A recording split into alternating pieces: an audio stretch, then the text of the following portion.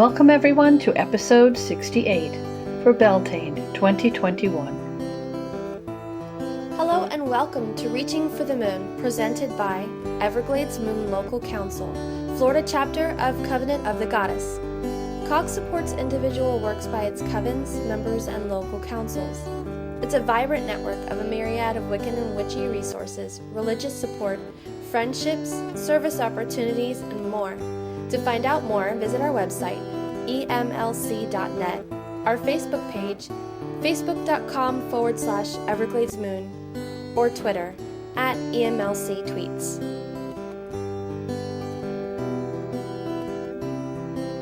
Hello everyone, this is Lady Bridget, and this is Reaching for the Moon, episode 68, as we mentioned, for Beltane 2021. This episode, Coyote Morningstar brings you the Zodiac Myths of Pisces, Aries, and Taurus. This is continuing his series, but we have more astrology for you. We are also going to bring you the astrology workshop from Turning the Tides 2020, which was an online virtual Zoom workshop, and it is presented by Stars by Joseph. Lot of astrology in there. It's chock full. You might want to make notes. By the way, if you would like to have a private and personal astrology reading with Joseph, he can be reached at starsbyjoseph@gmail.com. And he gives all of his contact information during the podcast, but just in case you don't have a pen and paper when you're listening to him, you can just remember starsbyjoseph@gmail.com. Well worth the effort. I have had personal readings with him, and he is really good. Extremely good. So, our songs today are going to be Come Trance With Me by Mama Gina from her album Goddess Kissed. And you can learn more about Mama Gina and buy her music at mamaginamusic.com. And as of this date, she is coming out with a new album. It is in the mixing right now as we speak. I believe this is her 8th album. Lots of great songs on them. Check out mamaginamusic.com. We're also going to hear from Aradia, A Conjuring Summer In, and this is from her Songs from All Seasons album. Sadly, that album is no longer for sale, so you just have to keep tuning into the podcast because we do play Aradia every now and again. And on to our program. I hope your Beltane has been wonderful so far. It is the season of Beltane. It's not just one day. It's just like Samhain season. Beltane is a whole entire season. And we hope you're having a blessed one. Blessed be. Merry me, I am Coyote Morningstar, and this is Zodiac Myths, Stories of the Stars. Today I will be telling the stories of Pisces, Aries, and Taurus. The constellation of Pisces, traditionally the last sign of the zodiac, is seen as two fish tied together, swimming in different directions. The Pisces constellation is of Babylonian origin. The Babylonians saw it as a pair of fish joined by a cord. The constellation is usually associated with the Roman myth of Venus and Cupid, who tied themselves with a rope and transformed into fish to escape the monster Typhon. However, the Greeks had a more interesting version of the story. After the Olympian gods had defeated the Titans and the giants, Gaia, or Mother Earth, coupled with Tartarus, the region of the underworld where Zeus held the Titans prisoned, and they begat Typhon, or by his Greek name Typhoeus, the scariest monster the world had ever seen. Typhon had 100 dragon heads, with fire blazing from all his eyes.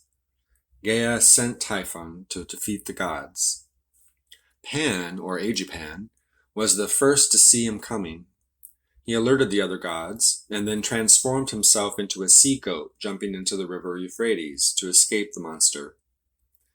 The goddess Aphrodite and her son Eros called to the water nymphs for help and jumped into the river.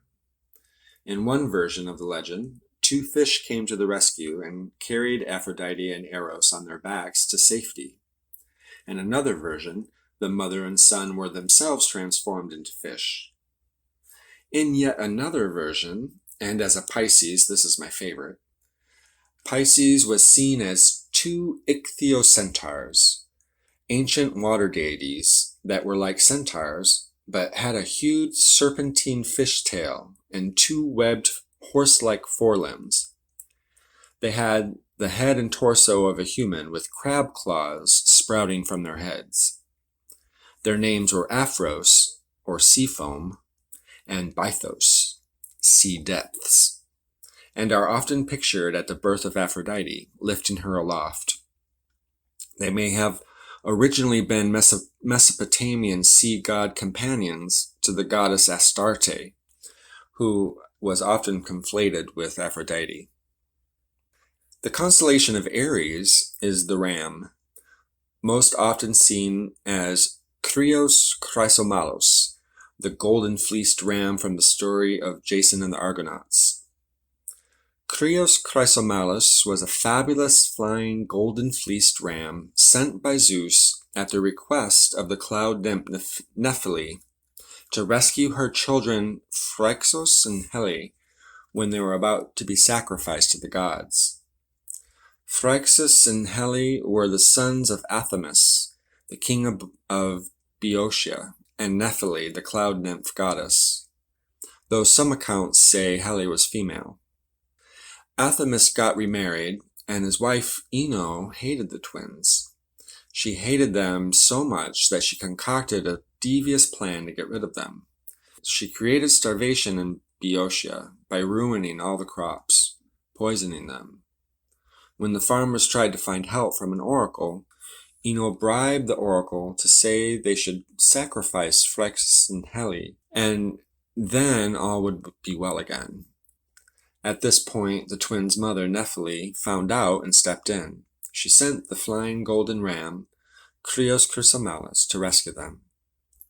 The beast took them on its back and flew away. At a certain point, Helle fell off into the sea, which was renamed Hellespont in his honor. The ram brought Phrixus to Colchis at the far eastern end of the Black Sea, where King Aeetes took him in and eventually gave him his daughter's hand in marriage. As a thank you, and in some accounts by the direction of Chrysomalos, Phrixus sacrificed the ram to Zeus and gave the golden fleece to Aeetes, who hung it on the oak tree in the grove of Aries. There it lay guarded by the fire-breathing bulls with hooves of brass and the Colchian dragon curled around the base of the tree. Chrysomalos was afterwards placed among the stars as the constellation Aries, and his shining fleece became the goal of the quest of Jason and the Argonauts.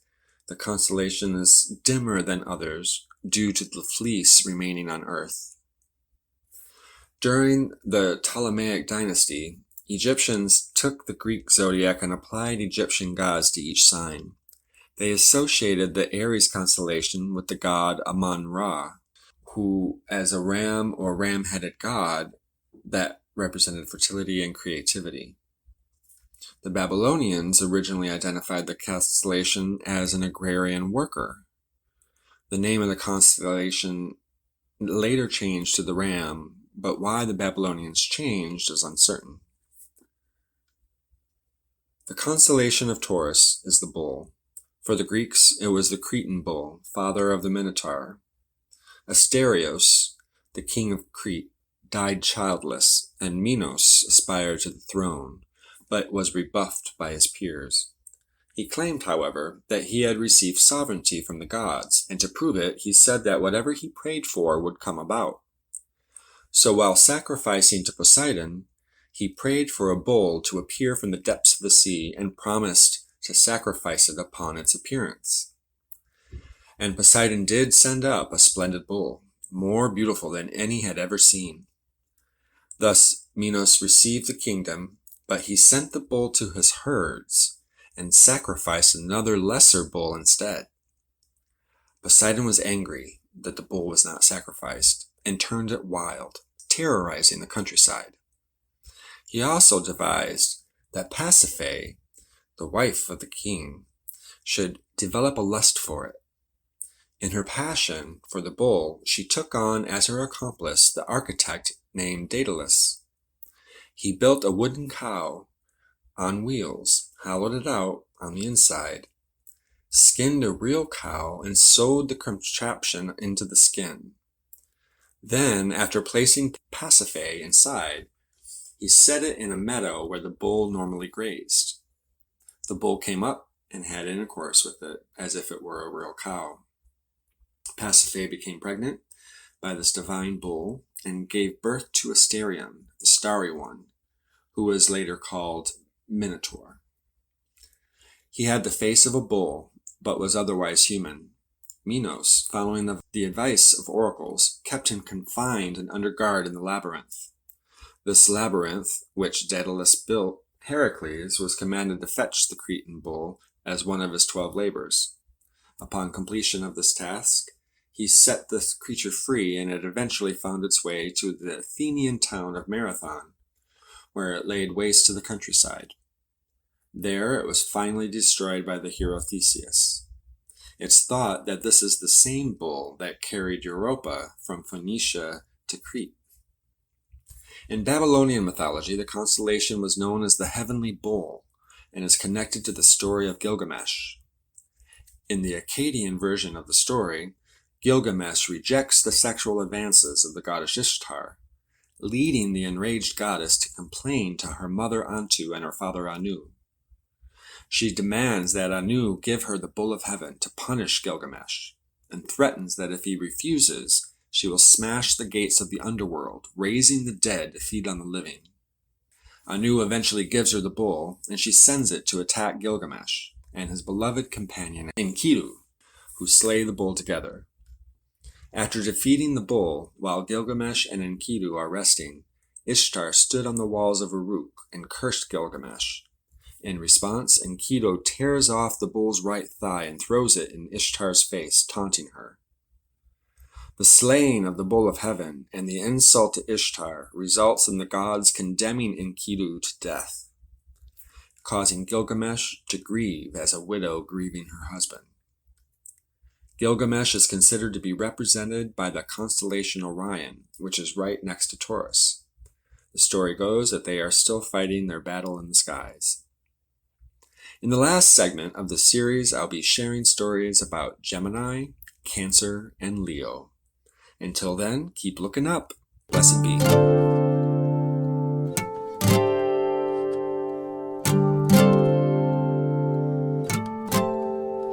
Found my favorite spot on this sacred ground. Turned my headlights off, lit torches all around. Such a cloudy night, so few stars remain.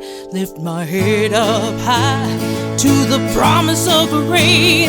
Goddess spilled her tears down upon my head. Wow, wow, wow, she laughed like thunder. I crawled into bed, slept just like a child in her sweet soft glow.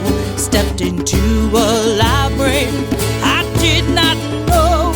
Come trance with me.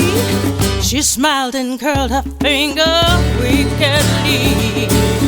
You spend too much time on solid ground. Come trance with me, I'll take you down. I'll take you down. I'll take you down.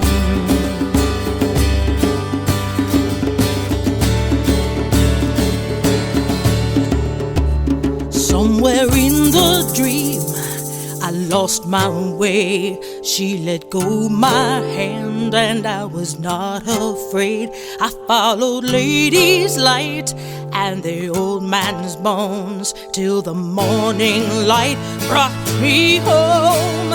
A kiss blazed on my mouth, a fire between my thighs, a heat within my soul, a star before my eyes. A vision tasted clear and then began to fade. I poured it into song to keep it bright this day.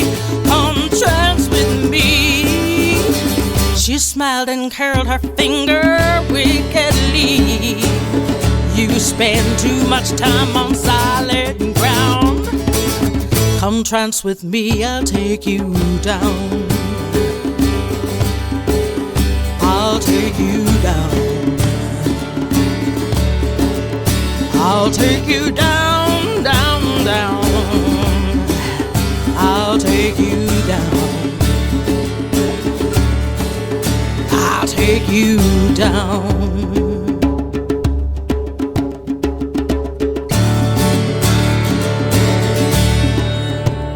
If you ask me now if it was all a dream, time within their circles never what it seems. Morning comes alive like a fresh refrain. I walk between the worlds of magic and mundane. Come trance with me. She smiled and curled her finger wickedly. You spend too much time on solid ground. Come trance with me, I'll take you down.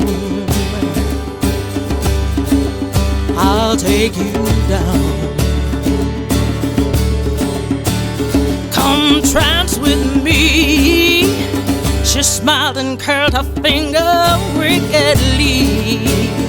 You spend too much time on solid ground. Come trance with me, I'll take you down. I'll take you down. I'll take you down. I'll take you down. I'll take you down, down, down. I'll take you down.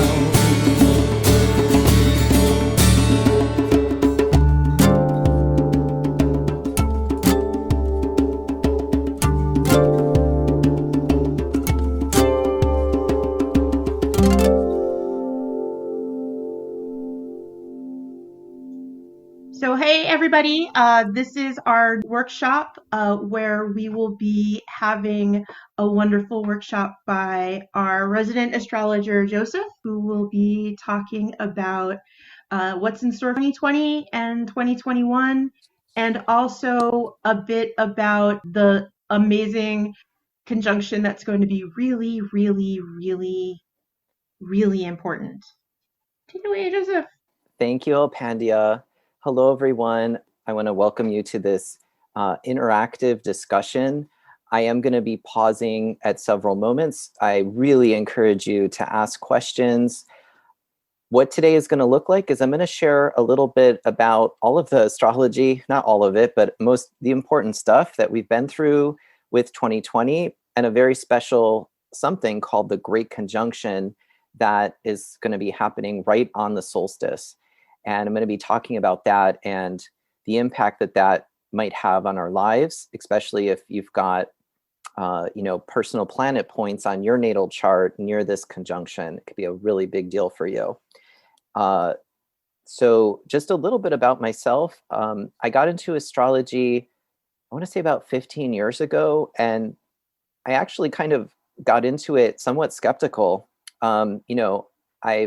I have a graduate degree and I'm trained in the scientific approach in our modern era to things. But I went because I was having personal difficulty in my life and some areas of my life.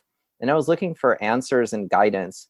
And what I found was astrology is a beautiful tool to really, like what was over the Oracle of Delphi in ancient Greece, was to know thyself. And in a way, when we start studying astrology, just from your person-centered perspective, personality is very much linked to our destiny. How we handle and respond to different situations in our life can really foretell how we're going to deal with them. And the other beautiful thing about astrology, I don't take so much a faded view of it. It's more like, what are the lessons? What are the life lessons that we need to learn? And the other beautiful thing that I've discovered getting deep into astrology is it gives you sort of a heads up about what that lesson is that you need to learn in your life journey. And that can actually quicken, especially when we're going through some difficult periods in our life. It'll help alleviate that because you have some like higher understanding about it. So I am also to mention, a nationally certified astrologer, which means I submitted to a rigor of a training course and a 4-hour qualifying exam. And we also, as professional astrologers under the Professional Astrology Association, National Geocosmic Center of Research, is we have an ethical practice when we're doing consultation astrology. So we're really careful, as we are right now, about protecting your birth data, because that's personally identifiable information, especially because we're on a public Zoom and Facebook Live. The mini readings, I'm not going to go too deep, or I'm going to use discretion when we talk about your charts. If you're willing to volunteer your birth data, and you don't have to, you can just listen in. So I often tell people that, you know, sometimes people will go to an astrologer and talk about things that they don't even tell their own therapist about. So when we get into some heavier life issues, I take those very seriously, and you know, in our practice, you know, to like really do no harm. That's very important for me up front. So I always share about that when we get into the realm of astrology. So that's a little bit about myself, and let's get to it. And of course, please ask questions. Pandy, thank you, Pandy, so much for being my assistant to help me field questions or any comments you'd like to make. So I'm going to start sharing my screen. We have some visuals to guide us through the conversation. And so if you need to reach me, this is my email and my Instagram. So just some basics. Many of us know about the 4 elements. So this is a handy dandy guide to just walk us through. And in the ancient period, the new year actually started in spring. Because if you think about it, when we wake up in the morning, we don't wake up at midnight. And, you know, the winter solstice is like our midnight in the yearly cycle here in the Northern Hemisphere. But when we say a new day has dawned, we think about it when the sun is actually coming up. So in our yearly cycle, Aries, at the spring equinox is actually the beginning of the astrological new year, because we're beginning, you know, in the Northern Hemisphere, like we're coming out of winter and things are starting to grow and new things are happening and we're coming into the light. So with the analogy, and you know, astrology is really as above, so below to the nth degree. We really see that Aries is the beginning, because that's when things are really starting to like come into the light and grow. And this is when we start planting crops and, you know, things are emerging. And so Aries is a fire sign. And some things about Aries is they love to new and shiny adventures. They're all about that. Finishing things and staying the long course, not necessarily in their wheelhouse, but we love our Aries friends because they bring fire and excitement and passion to whatever they're doing and getting things started. So then in the seasonal cycle, we get into the sign of Taurus. And this is like the middle of spring and things have calmed down, like flowers already blooming. And so there's like a more earthy, right, energy to that season and to people born under this sign by their sun sign. Taurus is more stable, more calm. They want to now start making long-term plans. We've gotten through the initial excitement of spring, but now we want to, like, you know, do some more grounded things, right? We want to start making plans. We want to start enjoying the pleasures of the earth. Taurus can be a very sensual sign. And, you know, from an astrological point of view, Taurus is also concerned with value and wealth because we're growing crops. We're, you know, we're turning our attention to the earth. So Gemini is a transitional sign. We call this mutable because we're moving from spring into summer. And Gemini is all about communication. They are the sales and marketing genius of the zodiac. They're also prone to fibbing. So we love our Gemini friends because they're very quick-witted, they're fast, they like to, they're all about information and knowledge. They're very quick-witted.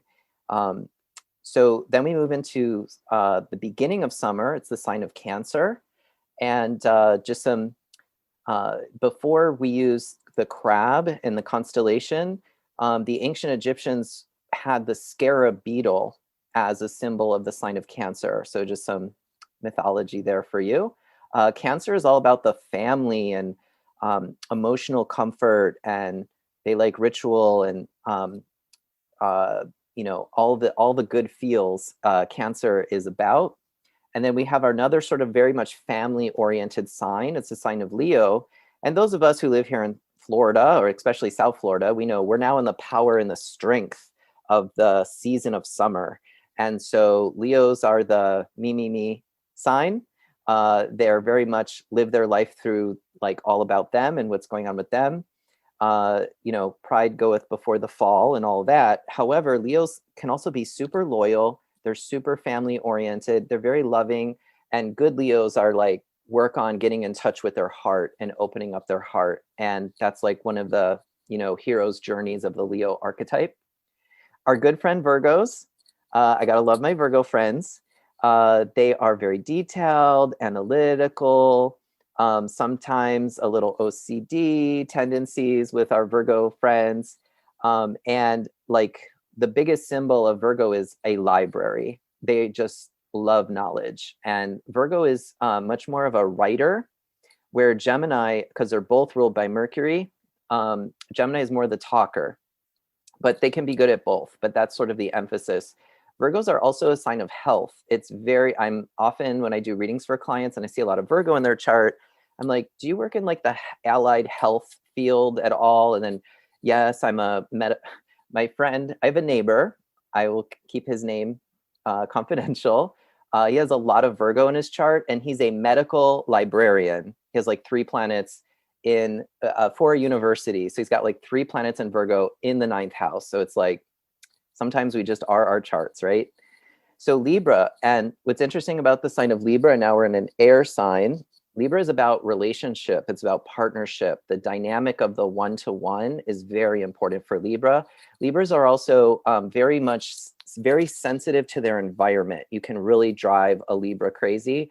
If they're in a negative space for them that's toxic, that can really impact them, sometimes even more than they know.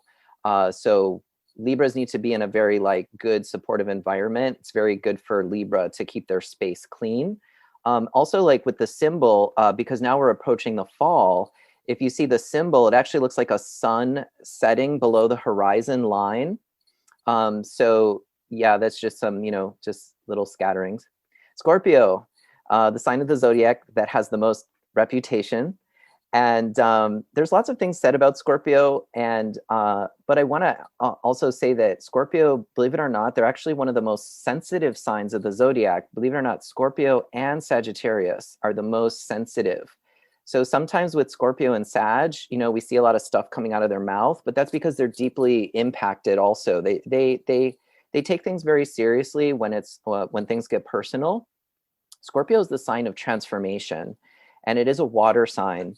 And Scorpios are really great because they like to figure out what is making some people and situations tick behind the scenes. They like to go deep. They don't just like to analyze the surface level. They like to go deep.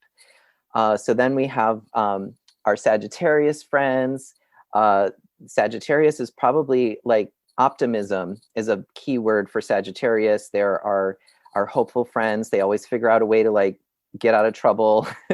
They're a sign of both philosophy and partying at the same time. Sometimes gets Sagittarius in trouble, but they're very much concerned about the bigger picture and higher philosophy and knowledge.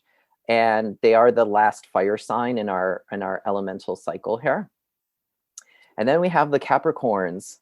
They are the CEO and the business people of the zodiac. You could be working, at Starbucks, but that Capricorn will take that job so seriously. Capricorn, really for Sagittarius, Capricorn, Aquarius, and Pisces, they're very much concerned with the social standing of things. So for Capricorn, achieving things and social standing are very important, and that's a lot of what they're driven by. And there's so much deep mythology to Capricorn. Actually a great Capricorn journey story is a Christmas tale by, I think it's Hans Christian Andersen, and there's been many movie adaptations. That's a great Capricorn journey from materialism into the last part of the constellation of Capricorn. It's a mountain goat, but it has a fish's tail, and that is the spiritual dimension of Capricorn. We have our oddball friends, the Aquariuses. We need Aquariuses in our life because they keep things exotic for us. Aquariuses love to stand out. They're it's an air sign, so they're very much principled by their mental ideas and thoughts about things. It's the sign of sudden genius. It's also a sign of fragmentation and disassociation, unlike some of the more challenging aspects of Aquarius.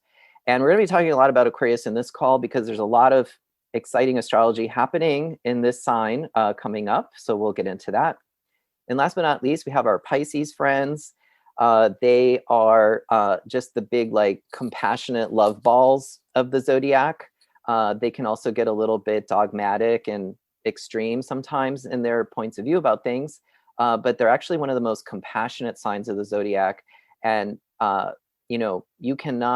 Pisces is actually sometimes even more principled than Aquarius. If Pisces really believes in something, you cannot move them, even if you have a gun to their head. They're like super, very driven by their beliefs and their sense of morality. So that's just a little tour, and to give you some of the elemental balances. And as I go through these signs, like, you can think of family members and friends that that have their sun sign in these, and see if some of what I'm saying resonates. Of course, I am speaking in very broad generalities because we're not looking at an astrology chart. For example, you might be a Libra sun, but you have 5 planets in Cancer. So guess what? Just because astrology is a lot of math, if you've got so many planets in the sign of Cancer, you're going to actually be more Cancerian and just a little touch of Libra. So that's how we blend these pure archetypes into specifics when we're doing readings for people. And astrology applies not just to people, but cities and countries have birth charts. If we have a time of birth, and what's interesting about the astrology is it works on a very micro level as well as macro level. For example, the city of Miami is a Leo city. And if you think about all the stereotypes about Miami, we have beaches and fun and sun and a little bit of me culture here. That's very much telling. And for example, New York City is a Capricorn city. It was born in the sign of Capricorn. And you think about all those huge skyscrapers, and everybody in New York wears black and gray. It's a sign of winter. It's very much people trying to climb the corporate ladder and social ladder in New York City. So it's very interesting how astrology is sort of holographic in that way. So these are the planets in our solar system. And some of you may have seen these symbols before. This is a symbol of the Earth and, of course, our moon. And over here we have Chiron, and the dotted lines here between Mars and Jupiter. This is the asteroid belt. And there's actually tens of thousands of asteroids that we've also incorporated into our modern astrology practice.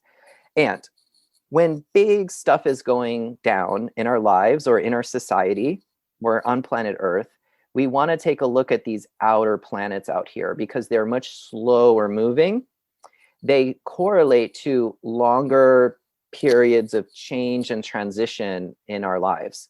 The inner planets, Sun, Mercury, Venus, especially the moon goes around the whole zodiac every 28, 29 days. These are more you have a bad day and a good day, but they're more rapidly changing. When we want to see big shifts happening at a more social level, we look to the outer planets because they move so slowly through our astrology chart. Some of us will never see a whole transit. Uranus takes 84 years to go around our whole solar system and one's astrology chart. Neptune takes 184 years. We will never see a Neptune return in our astrology chart, and Pluto takes about 248 to 250 years.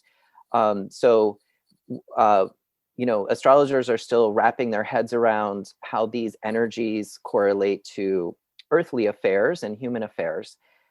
So with the outer planets, what happened this year in 2020? Did something happen?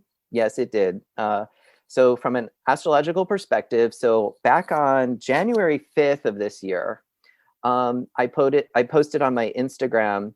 I'm usually not prone to public hysterics, but I've never done a post like this before. I saw this conjunction, right, of all of these planets in Capricorn, particularly Pluto and Saturn, plus we had some other, the Sun and Mercury visiting there, as well as Jupiter. And it was an eclipse happening. And you see like all of this here. And there's the eclipse point in Cancer.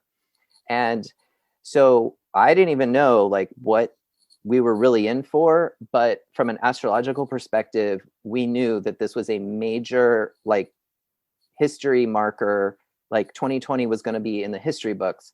Now, in mundane astrology, Capricorn actually has to do with government and big business. So our economy, in other words. So we knew that there was going to be an economic impact, but what surprised me is we didn't know it was going to be because of a health pandemic. That was surprising. And so we knew something was going down, but then of course by, March, April, we really knew like what was happening. Now, very interesting. There's a guy, and I have a picture of his book here. I'm going to share just one page from an excerpt from the book. This is called Cosmos and Psyche by Richard Tarnas. Richard Tarnas is an academic PhD. He does astrology like on the side, and he kind of wrote this book as sort of a treatise for other academics and skeptics to really take a look at all of his research that he's put in here and said, I know like those of you that are in a very sort of materialistic orientation to living life, there's something to astrology. Like take a look, and perhaps there's even something like a medicine that our society and people could benefit from if we started to engage with this very ancient and esoteric art. By the way, every major world culture has developed their own systems of astrology. I've even traveled to Hong Kong and received a Chinese astrology reading. Their system is different. A lot of it is the same. And I got to tell you, I was very impressed about how similar the readings were, Western compared to Eastern, and some of the very specific things this guy on Temple Street in Hong Kong told me about my life. It was like super, very specific details. So, it's something like, Hatha yoga practice. It's just been with humanity for like more than 5,000 years. And, I got to say to people, if it's been around that long, maybe there's some, benefit, right, to humanity if we've kept astrology around that long. So now, Tarnas published this book in 2006. Did he actually predict something was going to happen in 2020? Yes, he did. And I'm going to share with you an excerpt from the book. This is the Saturn-Pluto cycle. So I've been studying this a lot because this is really what set off, and how astrology works is we look at these angular movements of these major outer planets, and then it's so interesting that they correlate with periods of crisis, turmoil, and dramatic change, like globally for us.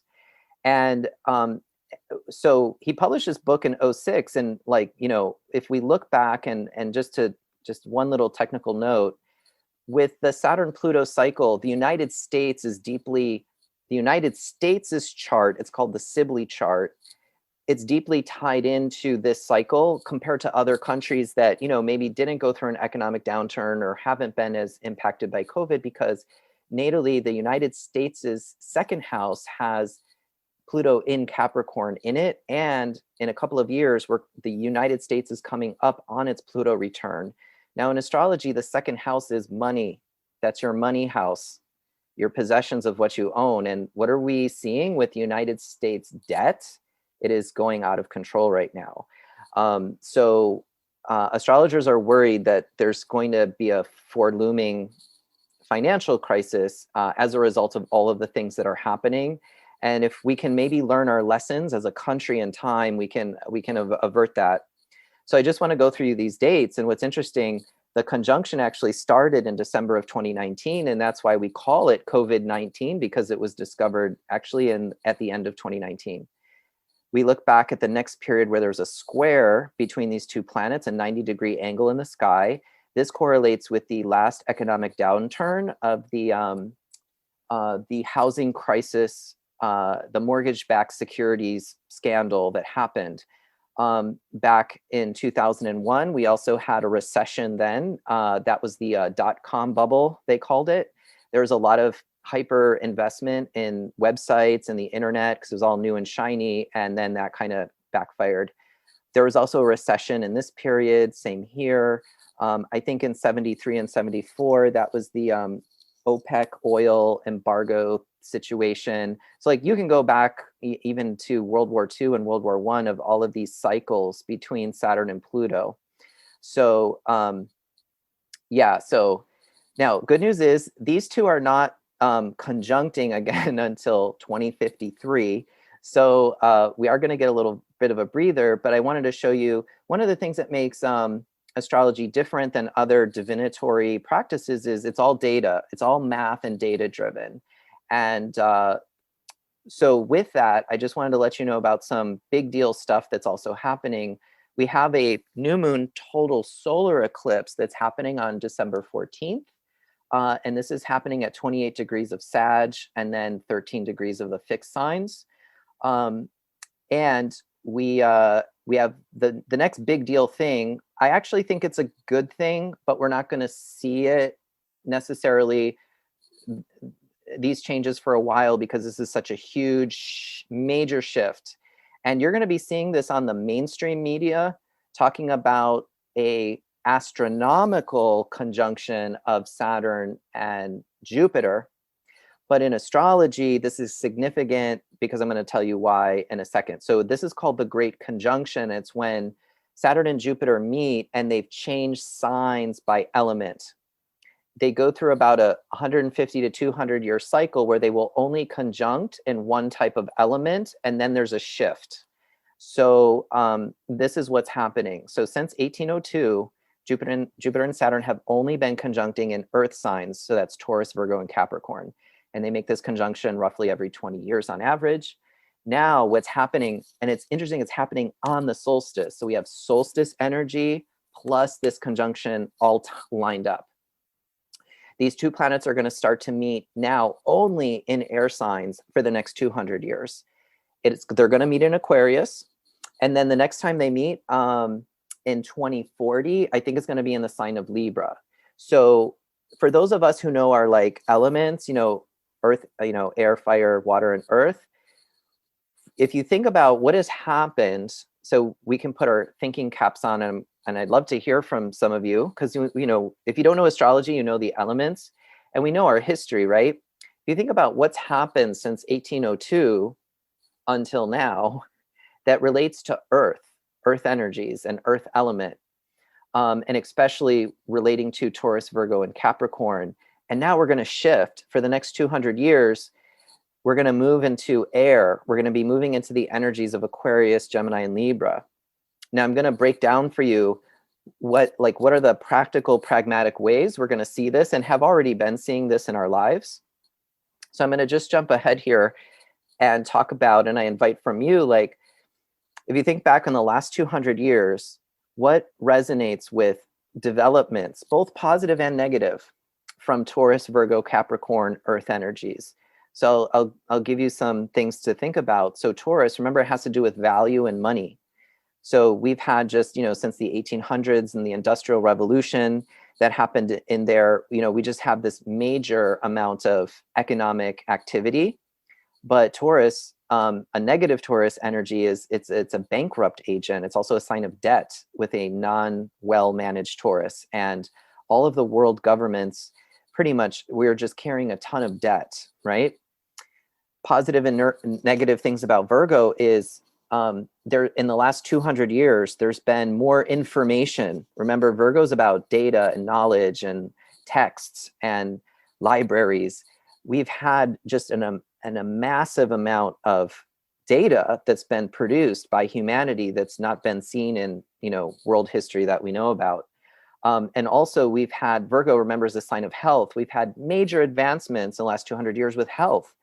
The fact that in 9 months, we came up with a vaccine that has 90 to 95% efficacy for a global pandemic, that is amazing.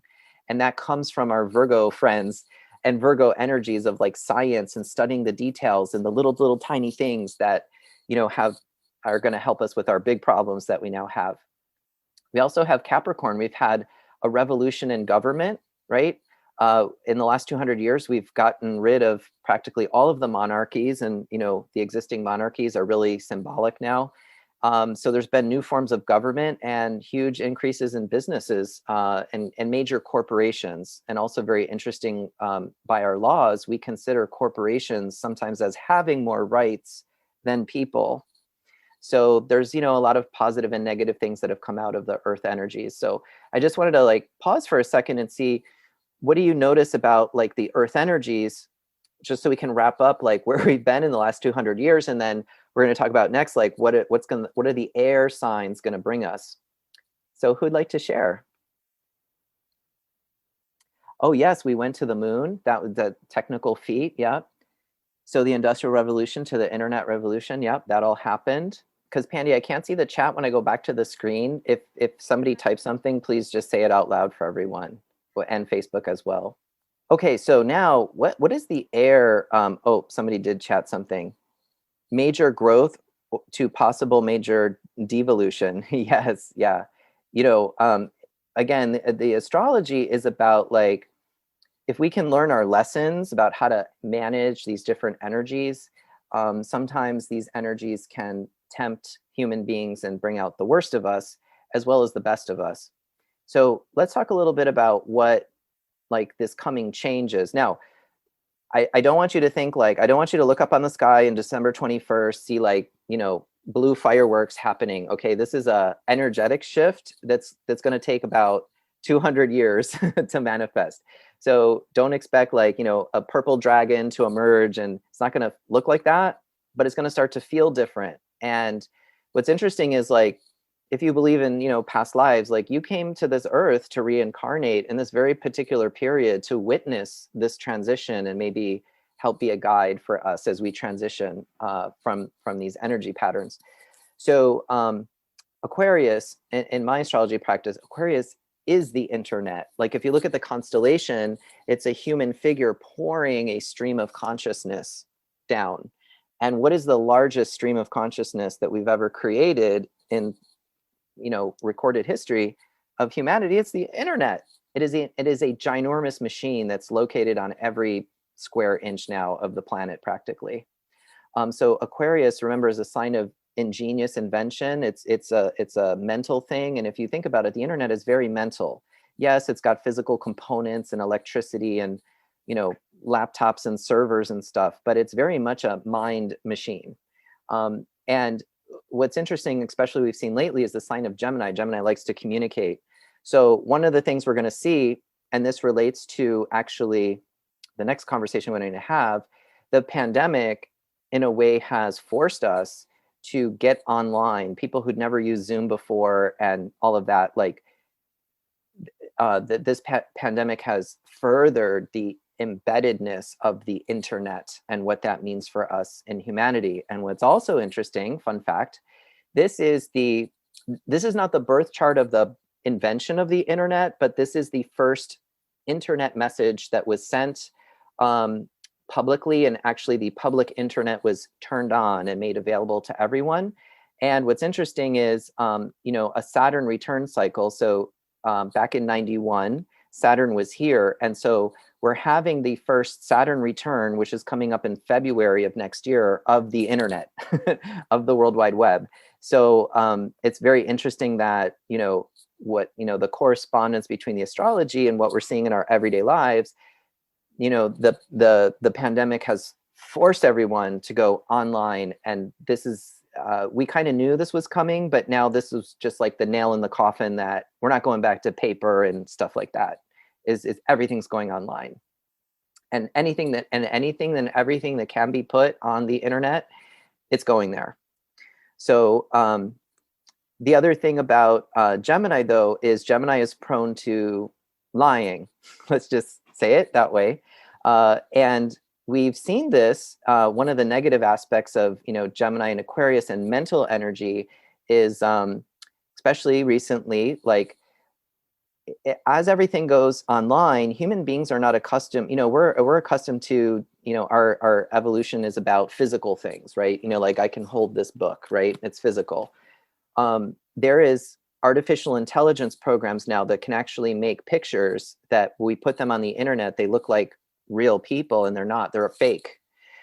So one of the dangers of everything going to a mental construct, if you will, and an overabundance of mental energy is it's going to be harder and harder for us to really know what is truth and what is not.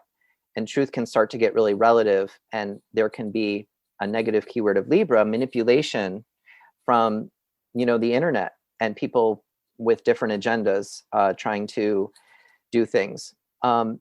So that's some of the negative things that I'm worried about in this shift as we move into a much more air emphasis in globally.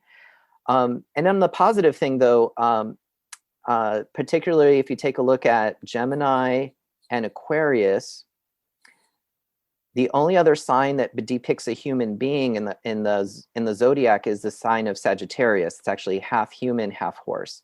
But air signs are the most human of the signs. And one of the things that, to bring balance, because we have this overabundance of Aquarius energy, one of the ways to balance that out is sometimes in the opposite sign, and that's in the sign of Leo. So, of course, as we have all experienced, going on Zoom and doing everything electronically, it's not as satisfying to our other senses about human contact and touch. And it's hard to experience passion through a Zoom call, but we try as best we can, right? So just like how we've managed going through the age of Pisces, which is like a part of the great year cycle, what was our balance for the overabundance of, religious dogma that kind of got out of control during the age of Pisces? Well, that was the opposite sign of Virgo. That was balancing out with science and evidence and analysis and research. So one of the medicines that we may want as we move into this more Aquarian age, and everybody talks about the age of Aquarius, but we're actually about 350 years out from the true entrance into the age of Aquarius, is balancing out with our Leo selves, that we don't lose ourself, we don't lose our humanity too much into everything going virtual and digital. Anyways, that was my just little talk about that. Yeah, discernment will be a critical tool. Also, we may shift from individualism to the greater good of society. Yeah, particularly Aquarius, it is more a collective sign. So we see that happening, and in such a global culture that's developing, we are going to have to start learning how to work with one another. And it's not just me and my little tribe anymore that we're contending with, because all of us are very dependent on much larger systems. Okay, so that was my lecture. It went way longer than I thought, but Pandy knows I get excited when I start talking about this stuff. Okay, so now we're going to shift to the mini readings. So Pandy's going to take over for a little bit so that I can keep your birth data private. Pandy, just shoot me someone that we could start with. And we'd like to do 2 from Facebook and 2 from, the Zoom call. And it's just going to take me a second to load the data. So I have the first chart up, and this is a little unique because I don't know who I'm talking to. I didn't get a name, so I'm going to just read it. So if you know this is you, I guess what I'll say is this is a Rhode Island birth, okay? So that'll help clue the person in whose chart I have up.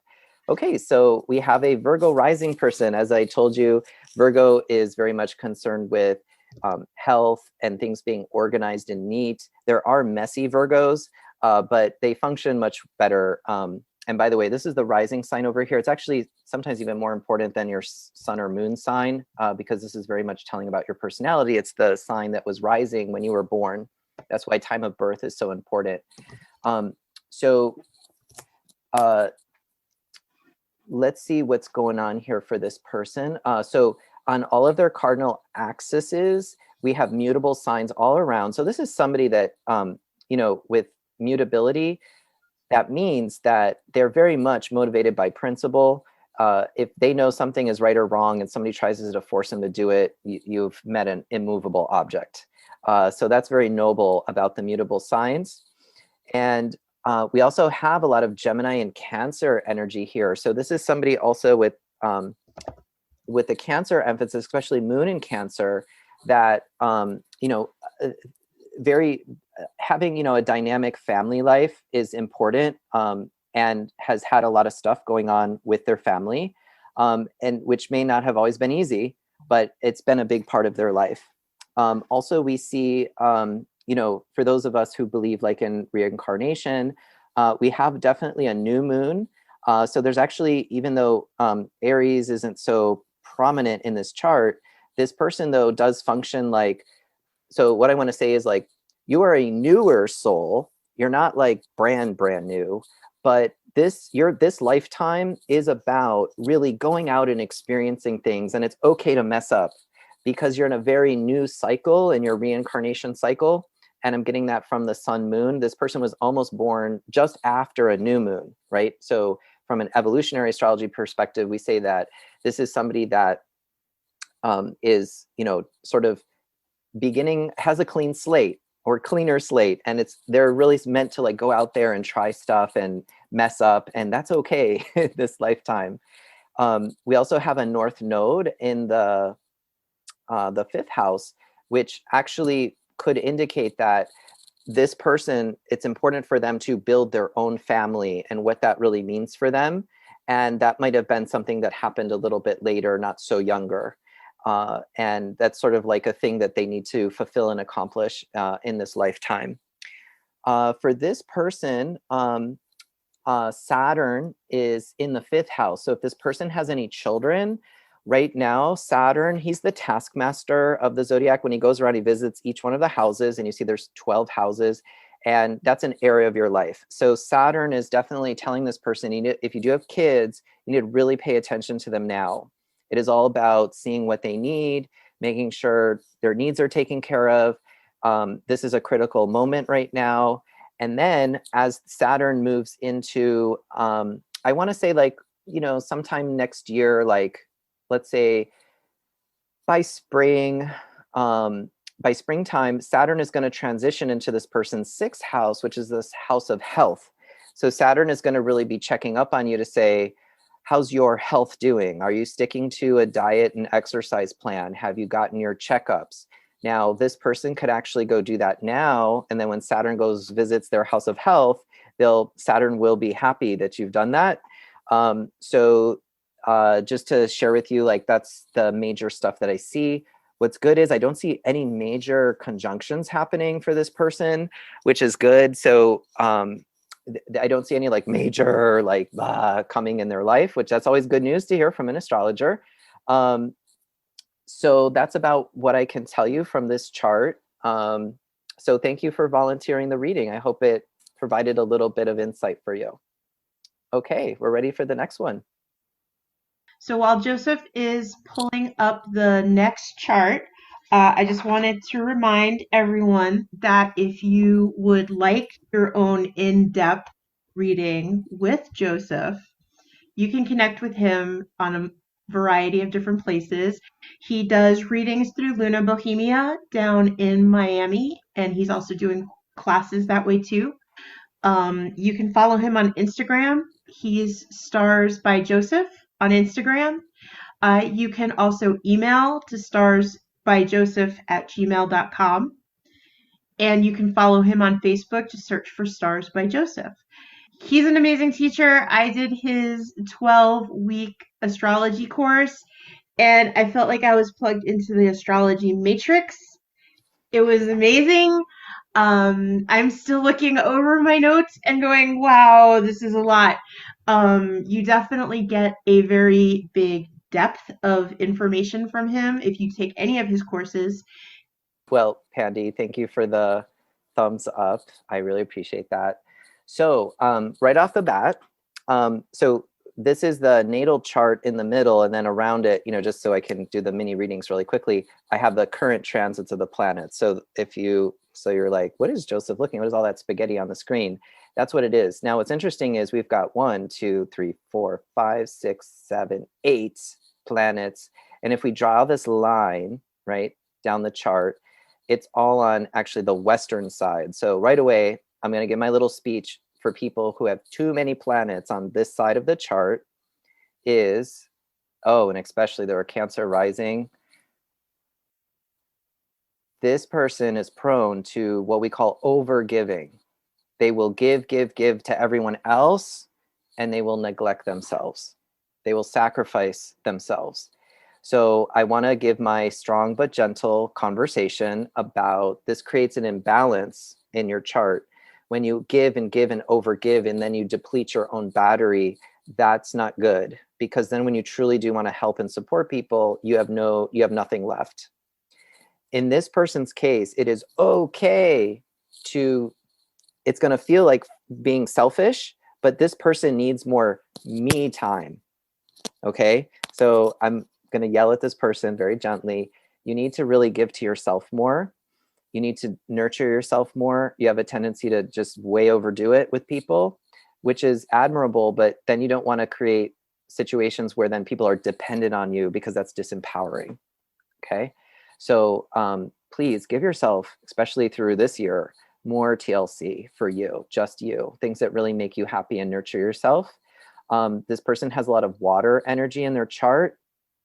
What's interesting is, just like the last chart, we have a North Node in the 5th house. Oh, so what I mean by water is there's a lot of emotional sensitivities with this person. They also have a moon in Scorpio. So one tip of advice with the Scorpio moon is this person, when they are hurt or they're emotionally impacted by something, it like almost stings. And moon and Scorpio people literally need to like exercise their demons out, like get massage, go jogging, like sweat it out, like literally get the emotions out of you, because Scorpio is a sign of retention, and you don't want to sit with that toxic negative energy too much. So it's important you literally physically discharge your emotional stuff. And however you do that, could be psychotherapy, it could be yoga, but you need to have a practice where you're discharging that emotional energy, because they've got an overabundance of water in their chart. Also, this person, this is a fascinating chart. I don't know who this is. Their sun, if you see it right here, they were born, this is very special. You were born when the sun was directly aligned with the center of the Milky Way galaxy. These people are very special because they do just naturally have this like global view and a broader perspective. They're interested in, not the little tiny details. They like the big, interesting stuff.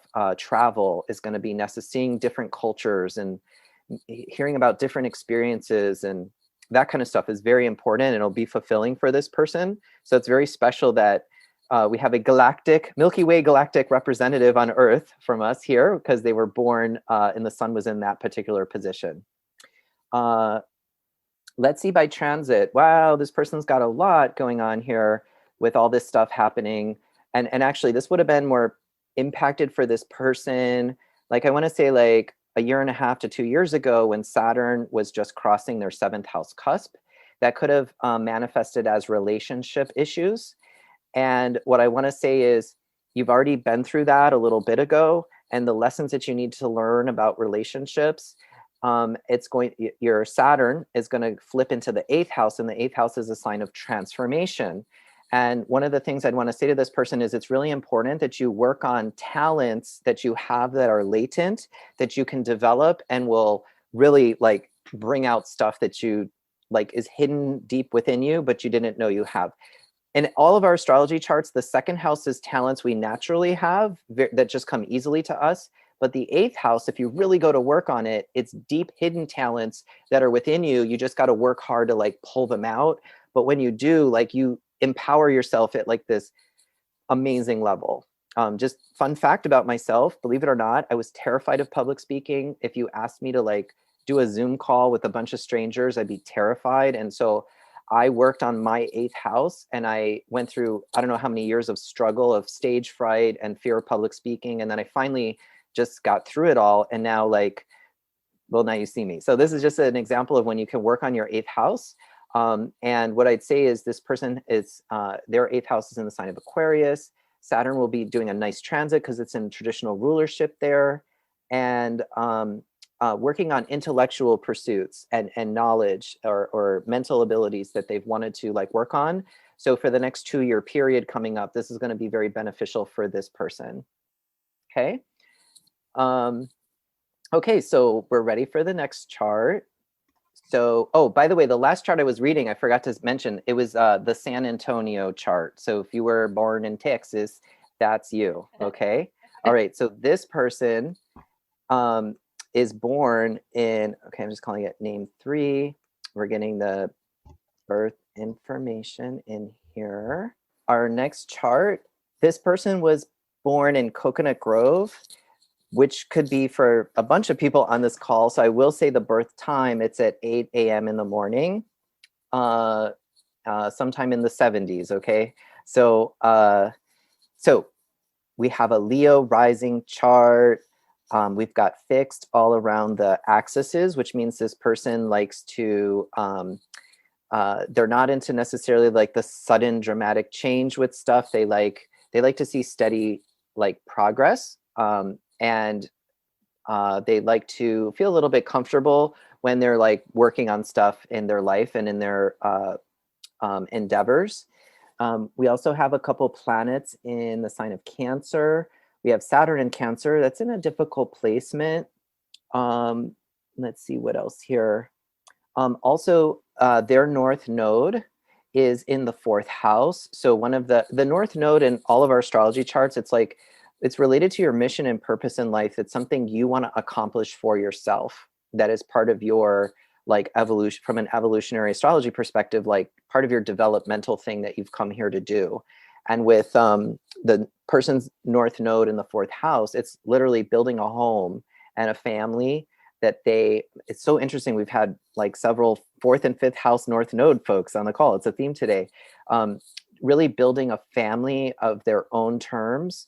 And that being a big deal for them. You know, they've got their South Node in the career sector. So yeah, we all have to go to work and we have a job and a career and stuff.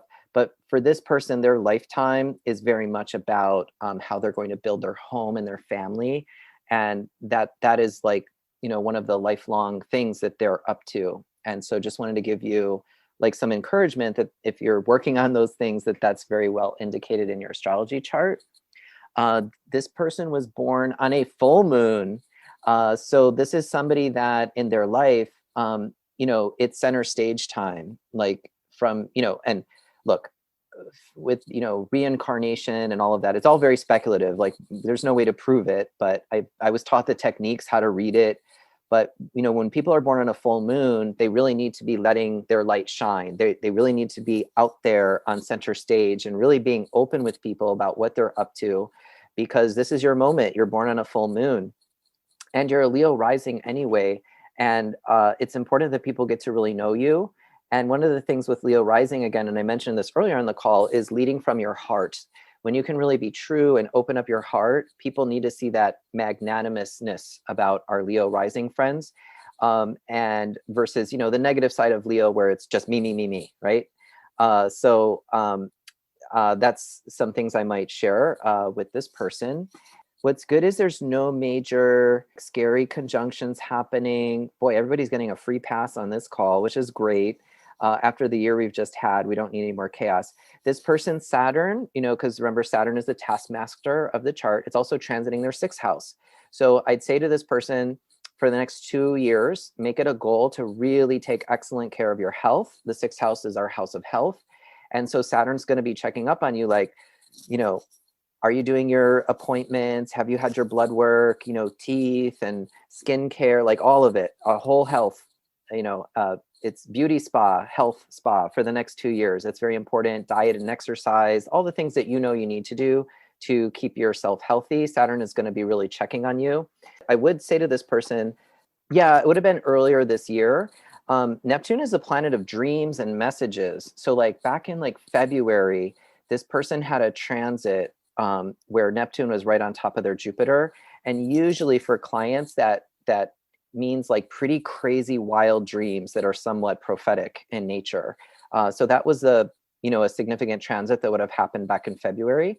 Also because you're within 2 degrees orbs, it's also a great time to work on spirituality issues and things like that, because in traditional astrology, Jupiter rules religion and Neptune rules mysticism. So this person might have like done a deeper dive into their religious and spiritual practices this year. And if they didn't do that, it's recommended that they do before that energy of that transit dissipates.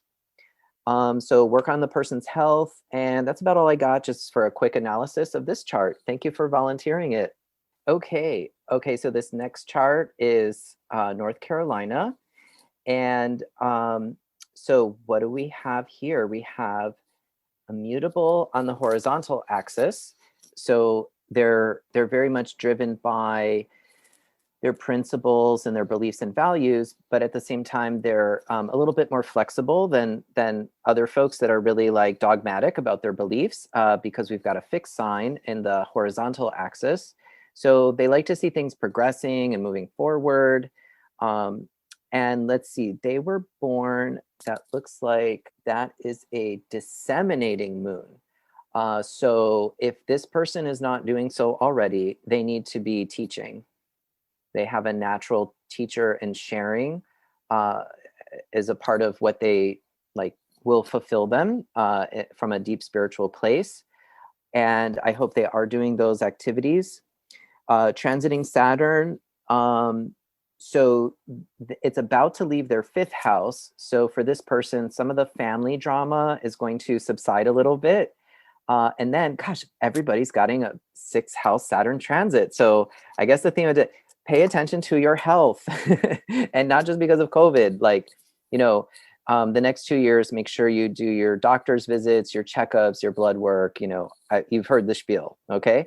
So 6th house transit with Saturn, really take extra good care of your health.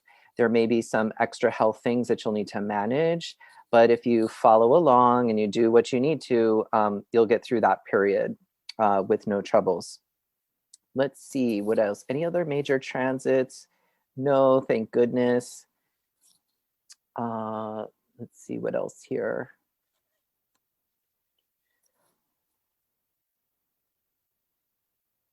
So for this person, their Mars is right on top of their sun. And so this is very good for, like I mentioned, doing like self-development work. Mars is going to give you a boost of energy. Mars is very much, it's fire energy. It also has its water associations too.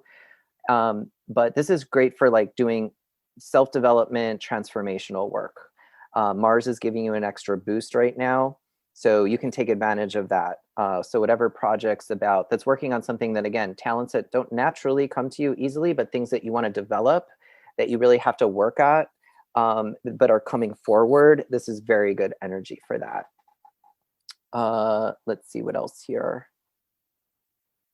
Again, good news. You want to hear this from an astrologer. No major, outer planet conjunctions, which definitely correspond to like long 1 to 2 year periods of transition in our lives and challenges. So I don't see any of that, which is good. It's always good to get that news. There's this lingering Neptune over here in the 7th house. So there could be some like unresolved relationship issues that you're still navigating. As Neptune is like fog, and classic when I see Neptune and it's like very much closer here to the 7th house, what that usually indicates is you cannot see the person that you're in relationship with very clearly. There's like communication breakdowns at the mundane level, but there's simply just like your idealized version of them versus who they really are start to get mixed up. What's good is for this person, that Neptune energy is moving out and you're getting back into a more like really relationship if this person is in a relationship or partnership. And that's really good because, when we're in relationship with people, we want to be dealing with something that's real and not something in each other's heads. So if Neptune has been messing with you a little bit in that regards, and this would have been, like this like started like, like 5 or so years ago, that energy is moving out. So that's good. So yeah, no major stuff going down. And I wish this person well. Thank you for volunteering your chart. Those are all the charts I have. So, so does anyone have any questions for Joseph? We do still have that little bit of delay for Facebook, so there could be Facebook questions. Sure. What I will do, if anybody does have any questions or anything, moving forward, I am planning, I don't have a date selected yet. I'm doing another 12-week like basic astrology class where you can know nothing about astrology. And if you are paying attention and working with the material, by the end of 12 weeks, you could read natal charts and say very specific things about people natally. I am also pretty soon going to be offering an advanced class. So if you already know the basics, I'm going to show you like how to do like secondary progressions and transits and eclipses and all that more like complex stuff. And please reach out to me. I love astrology. It's a very deep, amazing conversation. It's really my passion, one of my passions in life. These are just different opportunities to connect. And again, there's my Instagram. It's Stars by Joseph. My Facebook also is Stars by Joseph. And my email address, if you want to contact me, I'm very accessible. I love to talk about astrology. It's not a bother if you have like mini questions and things like that. So Joseph, we did have a question. There's a couple questions in the Facebook. One was asking if you could talk more about rising signs, because you said to pay attention to them as they are more us. In astrology, like in popular culture, we use the sun sign, which is like, you go, well, I'm an Aries, I'm a Capricorn. That's your sun position, right? And as you see, as I'm pulling up charts, there's like lots of other planets and solar system objects involved. So your rising sign, so if you think about it, on the day you were born, let's say you were born at, Jackson Hospital in Miami, lots of other babies were born at that same day in Jackson, right? But the time of birth is very specific because the Earth is turning about 1 degree every 4 minutes. So your rising sign is like, it'll like lock in, and that is the most you versus the other babies born at the hospital that day in your location. And if you think about it, even like twins, they have distinct birth charts. For those, in OBGYN and doulas involved, we know that both babies do not pop out at the same time. We go one at a time down the ladder, chutes and ladders. And, one baby comes out, and when they take their first breath, that is the moment of birth, and they're going to have that ascendant.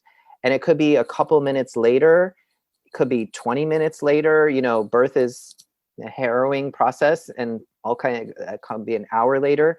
The twins will have the same sun sign, but they're going to have different ascendants. And remember, you just need that 1 degree shift actually it's 3 minutes and 56 seconds on average is the Earth turning of the Earth.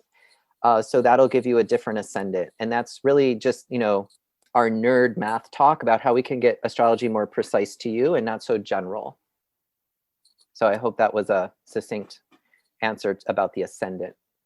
It's just more telling about your outer personality, where the sun is your inner spiritual personality, and the moon is representative of your inner soul and emotions.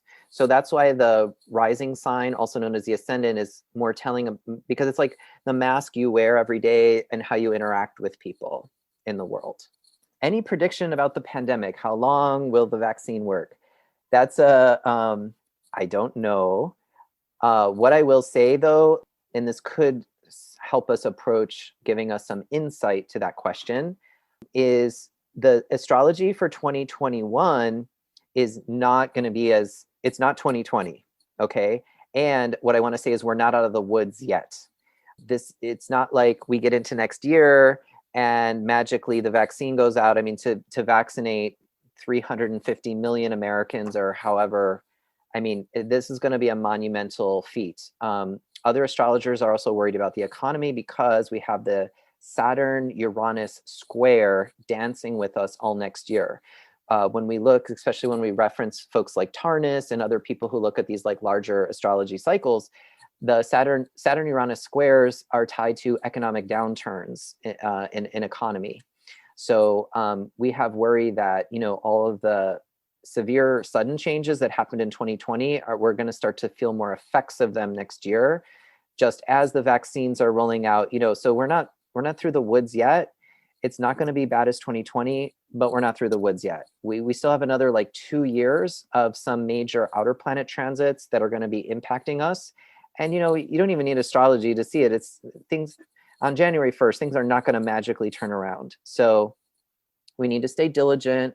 We got to be in here for the long haul. We got some major shifts happening for us as a global society and as a country, as the US approaches its Pluto return in its house of money, and we're racking up lots of debt, paying for all these vaccines and everything and whatnot. So we have some worry about the future, but good news is it's not 2020.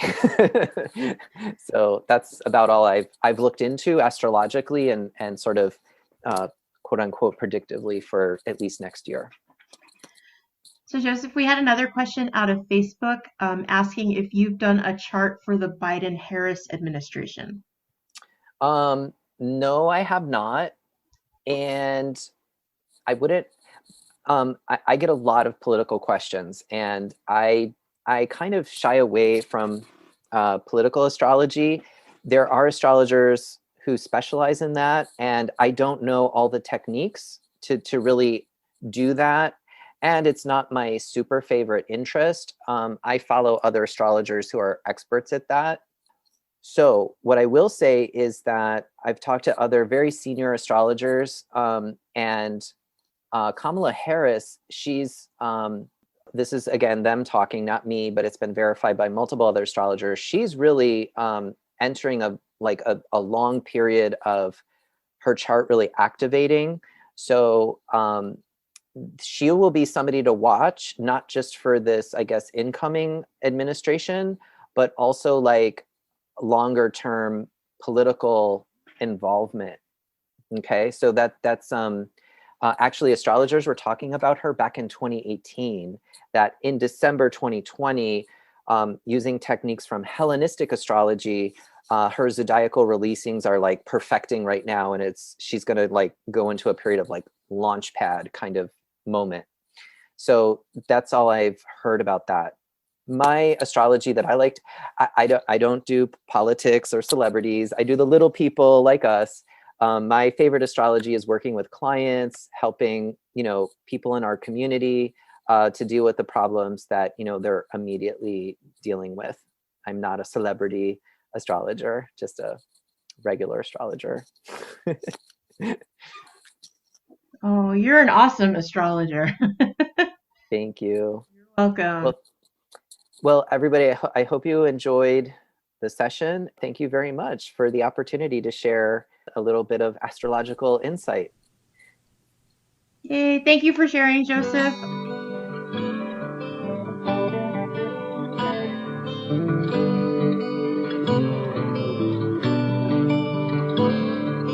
Now is the greeting time, the season of life. The bud and the blossom begin. Lady of May, let us dance to the pipes, a conjuring summer in. Now are the colors of gold and of green, silver the web the moon spins. Elfin and fairy folk rise as they sing, a conjuring summer in. Bright are the flames that fly into the night, bright is the spell that we're weaving, bright are the faces that show their delight, a conjuring summer in. Now is the greening time, season of life, the bud and the blossom begin. Lady of May, let us dance to the pipes, a conjuring summer in. Now are the colors of gold and of green, silver the web the moon spins. Elfin and fairy folk rise and be seen, a conjuring summer in. Bright are the flames that fly into the night, bright is the spell that we're weaving, bright are the faces that show their delight, a conjuring summer in, a conjuring